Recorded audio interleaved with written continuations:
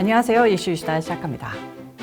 트럼프 대통령 시절 유엔 주재 미국 대사, 전 사우스캐롤라이나 주지사 등으로 활약하며 강력한 트럼프 대통령의 친위대로 불렸던 니키 헤일리가 어제 14일 2024년 대선 출마를 공식 선언했습니다. 헤일리 전 대사의 이날 대권 도전 선언은 공화당에서 트럼프 전 대통령에 이어 두 번째입니다. 헤일리 전 대사는 트위터에 올린 동영상에서 워싱턴의 시스템은 계속해서 우리를 실망시켰다. 이제 새로운 세대의 리더십이 재정을 책임지고 국경을 안전하게 하며 국가와 자긍심, 우리의 목적을 더 강하게 해야 할 때라고 말했습니다. 또한 어떤 사람들은 미국에서 취약점을 보고 사회주의 좌파는 역사를 다시 쓸 수 있는 기회를 노린다. 중국과 러시아는 진격 중이다. 그들 모두 발길질하면서 우리를 괴롭힐 수 있다고 생각한다고 했고요. 나는 괴롭힘을 당하는 것을 참지 않고 당신이 맞서서 발차기를 할 때 하이힐을 신고 있으면 그들을 더 아프게 할 수 있다라는 명언을 했습니다. 하이힐로 발차기 한 거 맞으면 진짜 아프겠죠. 생각만 해도 끔찍한데요. 자, 이런 헤일리 전 대사를 두고 대통령을 배신했다. 강력한 트럼프 지지자였던 헤일리마저도 트럼프를 버렸다. 이렇게 좌파 언론들은 떠드는데요. 사실 헤일리는 이번 공화당 경선에서 자신이 당선될 가능성이 거의 없다는 사실 잘 알고 있고요. 다만 차기 혹은 차차기를 노리거나 당내 입지를 강화하기 위한 측면에서 대선 후보 경선에 도전하는 것으로 풀이할 수 있습니다. 실제로 헤일리는 세대 교체론, 여성 등을 앞세워 자신의 경쟁력을 강조하고 있는데요. 좌파들은 트럼프 대통령을 견제한다고 하지만 저는 솔직히 헤일리가 자신의 입지를 강화해 오히려 트럼프 전 대통령이 공화당 대선 후보가 될 경우 러닝메이트로 자신을 고르도록 하려는 포석이라고도 봅니다.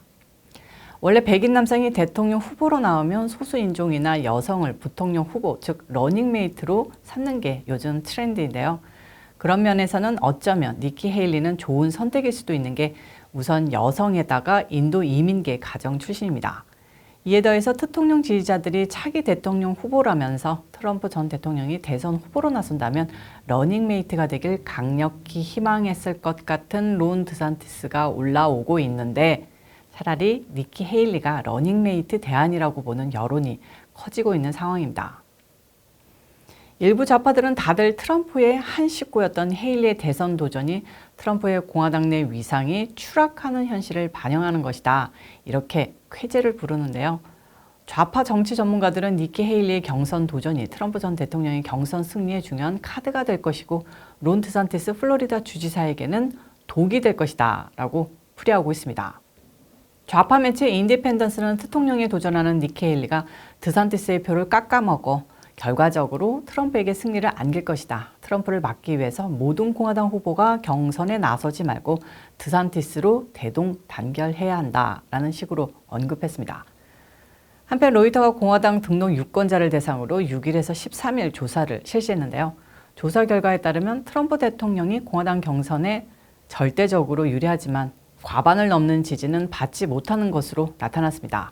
이 조사에서 트럼프 전 대통령이 43%, 론 드산티스 플로리다 주지사 31%, 마이크 펜스 전 부통령 7%, 헤일리 전 유엔 대사 4% 등을 각각 기록했습니다.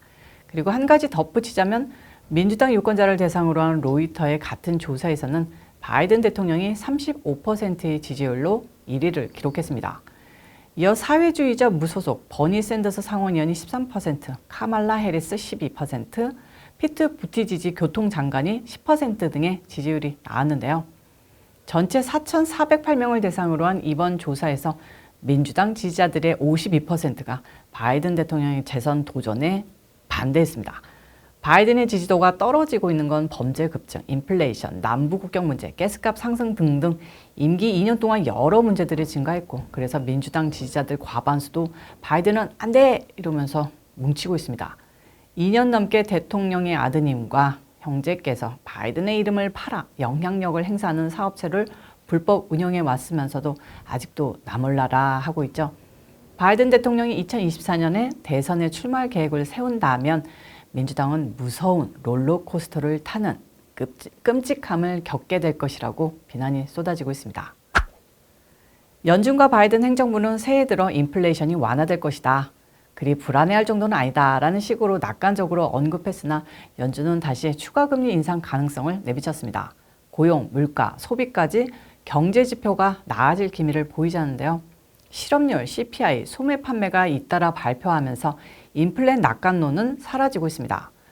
연준은 공격적인 금리 인상은 멈추고 올해 안에 금리 인하로 전환할 것이라고 했지만 최근 발표된 1월 경제 지표를 보면 인플레이션 완화 추세에 다시 제동이 걸렸음을 보여주는 것으로 나타났습니다.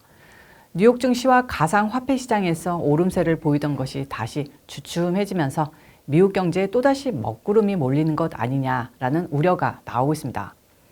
1월 소비자 물가지수 CPI는 지난해 같은 달보다 6.4% 올라 7개월 연속 상승폭이 줄기는 했지만 그 폭이 지난해 12월보다 겨우 0.1%포인트 감소해 인플레이션 완화 속도가 느려진 것을 알 수 있었습니다.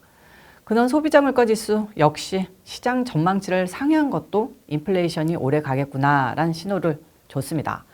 미 상무부는 1월 소매 판매가 지난달보다 3% 증가했고 2021년 3월 이후 최대폭으로 증가했다고 밝혔습니다.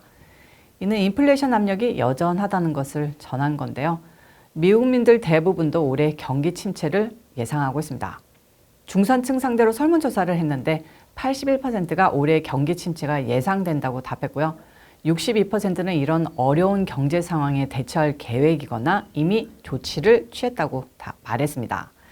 경기 침체에 대한 대처 계획으로 39%는 자신의 빚을 갚는 것이라고 답했습니다. 하지만 실제로는 인플레이션과 물가 상승으로 미국민들의 부채, 즉 신용카드 빚은 더 늘어 부채 줄이는 것이 더 어려워졌다고 말했습니다. 미국민들의 신용카드 부채는 현재 분기별로 계속 증가하고 있다고 설문조사에서 밝혀졌는데요. 중산층 가정에서 4분의 3, 약 74%가 미래를 위해 저축할 수 없다고 밝혀 지난해보다도 8% 증가한 수치입니다. 고용시장은 어떨까요? 이것도 심각합니다.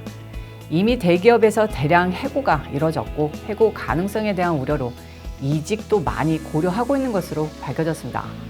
비즈니스 업체 57%가 직원의 30% 이상을 감축을 고려 중이라고 밝혔고 70%는 2023년에 채용을 동결할 가능성이 있다고 답했습니다. 수요일 이슈 일사는 여기까지입니다. 최근 들어서 새 구독자들이 늘고 있는데요. 구독해주신 새로운 시청자분들 정말 감사드리고 오늘도 시청해주신 김에 좋아요 꾹 눌러주시기 바랍니다. 전 다음 영상에서 찾아올게요. 시청해주셔서 감사합니다.